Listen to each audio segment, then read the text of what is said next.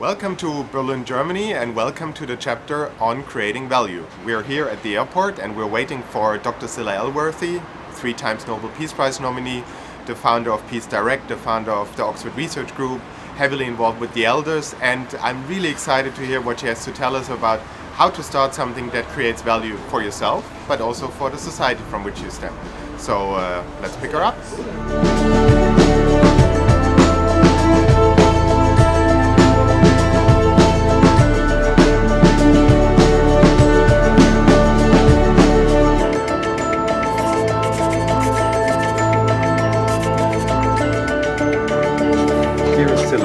We couldn't be happier that you're willing to talk to us about the chapter on adding value and making a difference. That's nice for me. Now, the first question I would like to ask you, when our audience, people who have an idea are starting out, they all wonder, is my idea really good? Mm-hmm. Because the idea is always the beginning. Mm-hmm. Now, you've started so many different organizations and in so many different countries also. What would be your advice? How can I find out whether the idea that I have, my passion, is really valuable, has any worth? Well, I think first thing is following one's gut instinct. And the lucky people know very young what it is they're destined to do in life. And that's what Joseph Campbell called following your bliss. Not everybody is that lucky, and they think maybe I should do this or maybe that. To find where the real value is, I believe now, is in how can you serve with this idea that you have. You might become profitable as well, but if the mantra of last century was what can I get, the mantra of this century is what can I give. So service, servant leadership, is a really important value for people now. When we stick for a moment with the profit and value idea, then I know that you're very adamant about people starting out following their passions and then nevertheless having to worry about how to succeed, because otherwise what's the worth of a great idea if nothing comes out of it? Sure. What should somebody be more concerned with at the beginning when starting out? Survival, making a profit, or making a difference? It's got to be viable. You can't get something going unless you've got the income or the funding. So you have to mix these qualities of practicality, of really getting your finances and your business plan sorted out. You've got to mix that with how that resonates with what you personally are really good at. And if you're a fine entrepreneur, you're then naturally going to have leadership skills, and you're going to be able to build a team and all those soft skills that don't get taught in business schools. Those are the important ones for you.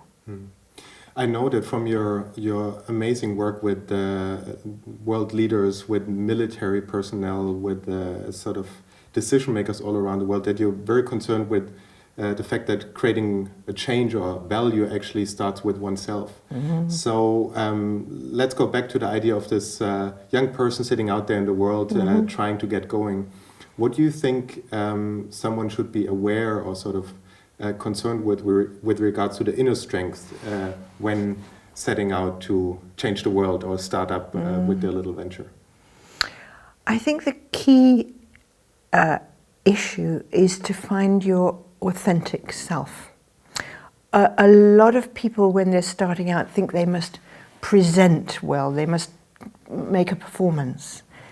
I would say the opposite. I would say what's really important is the look in your eyes and whether you have been able to develop your own truth in what you're doing. Because that's what will communicate in the end.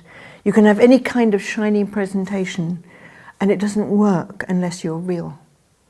So you need to practice with a partner or a good friend, doing exercises where you really drill down into what is your authentic reason for doing this. And once you know that, I think you can't fail. Can you give us an example from your own past or experience with starting all these wonderful organizations? Yeah. How did you sort of turn passion into an actual outcome, into something tangible? And Well, when I was in my late 20s, I got involved with a nutrition education organization in southern Africa because there was a lot of starvation and milk was being poured down the mines when children were dying of kwashiorkor next door. So we undertook lots of ways to bring nutrition information to people and to help them survive on a very, very low income. But to keep our organization going, we needed an income. We were a not-for-profit. And so I thought hard and I thought, my husband was an employer and he used to give a Christmas bonus to his employees in the form of money or sometimes a bottle of whiskey or whatever. It never reached home, it never reached the family. So I developed a scheme whereby we could pack a nutritious hamper, if you like, which was actually packed in a child's school suitcase, and supply that to employers. So what they gave to the employee was valuable for the family at home. It reached home, so the family were very happy, employee was happy, and the employers were happy. And we made a profit because we packed these hampers largely for black Africans with white volunteers. And we made enough income in the first year to run the organization that year, and every year we doubled it. I have the feeling sometimes many people are very concerned with the why am I doing, what is my problem, what am I really trying to change, and how can I do that entrepreneurially. In your view, are there maybe risks or problems when thinking about making a difference? How should one approach it? You have to factor in that there will be disasters. I mean, however wonderfully positive your outlook and your plan is, you must be strong enough inside to weather when it goes pear-shaped, when everything goes belly up, and that will happen. It happens to everybody. I don't know how many initiatives I've started that have flopped. And you just have to pick yourself up and carry on. How do you do that? It comes from, I think, it comes from gradually developing your sense of self, your self-knowledge, and what I would call your inner power. So that when things are bad, you have a resource right in the center of you that you can call on. So even if to the world you might have failed, you still have that strength inside that you can call on. And that doesn't come easy to everybody. Really, you have to work at it. Now, if you take all these examples and the experience of the many, many years that you're actively pushing topics forward together, what would you say are sort of the three issues somebody should be concerned with when starting out and really being passionate about creating something that he or she will be proud of, but also that will add value, that will have an impact? Get a good mentor. Really find someone that you can look into their eyes and think, I can trust that person. And somebody who will tell you the truth. So some of the people that you assemble around the Do School are good examples of that. People who are honest and straightforward and don't bullshit. I would say that's the first one. And the second one is to, I think, assemble people who believe in you and will put themselves behind you. Now, that might be by investing in you, but it also might be by being a backstop for you when things go wrong. It might be a parent or a relation, but you need that, it's more than a board member. It's a real somebody who will stand for you. I think that's important. And the third one, I would say, really does come down to this building your inner strength. I can't emphasize that too much. And luckily now there's a good set of tools for people to do that. So you don't have to invent it yourself. Because it seems to be that everybody wants to learn that now, because it's the way forward for the planet, that we can develop the strength to give rather than to get, to come from more of a sense of abundance rather than scarcity. And then you've got the wherewithal that you can get through anything.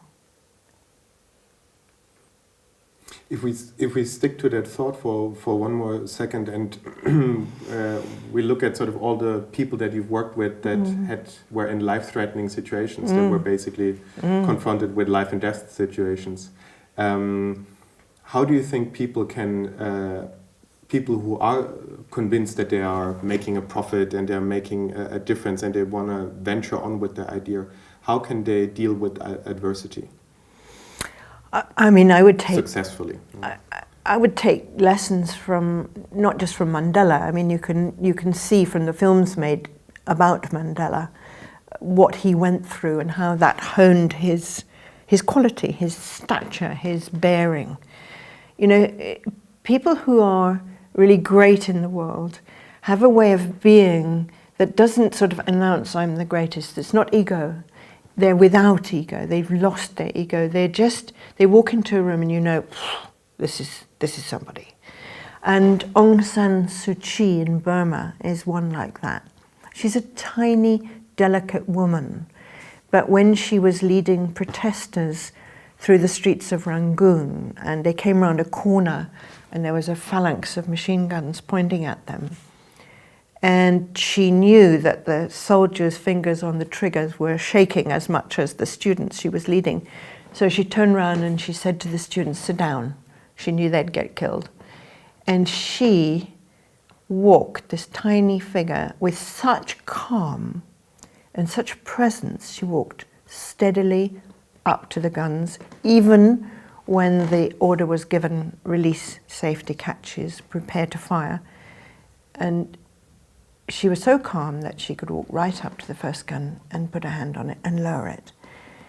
Now, it's that kind of presence that we hope our fellows will develop, that they are so self-contained.